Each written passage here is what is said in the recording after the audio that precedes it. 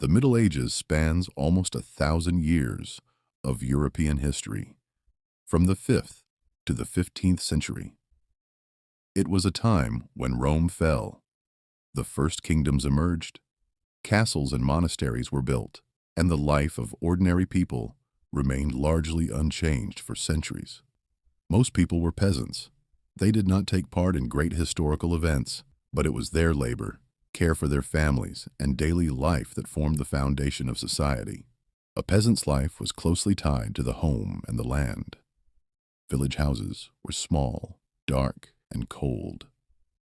Walls were made of wood and clay, roofs covered with straw, and windows were often absent, replaced by wooden shutters. In the center of the house was the hearth. It provided light and warmth, and meals were cooked over it. Smoke often filled the room, leaving layers of soot on the ceiling and beams.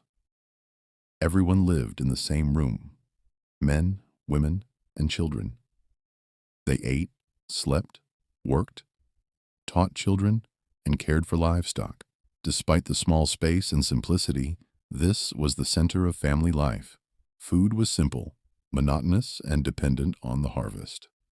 Bread, porridge, turnips, cabbage, and legumes made up the basic diet. Meat was rare, usually only on holidays. Fish was eaten near rivers and lakes.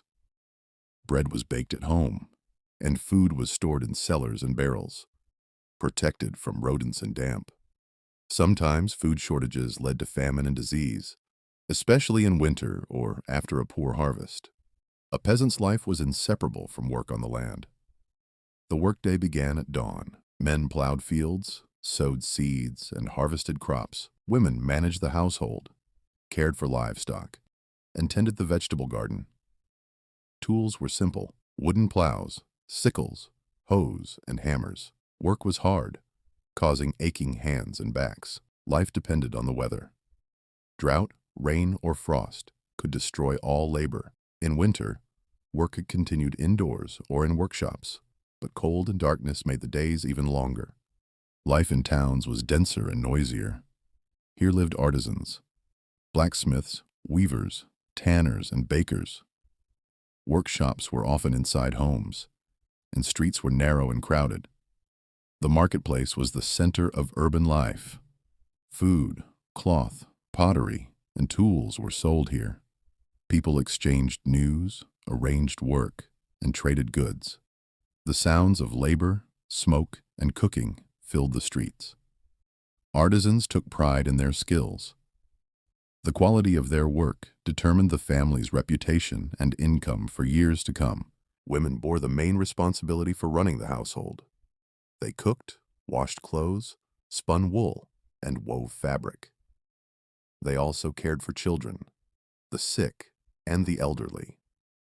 Their labor was rarely mentioned in chronicles, but without it, the family could not survive.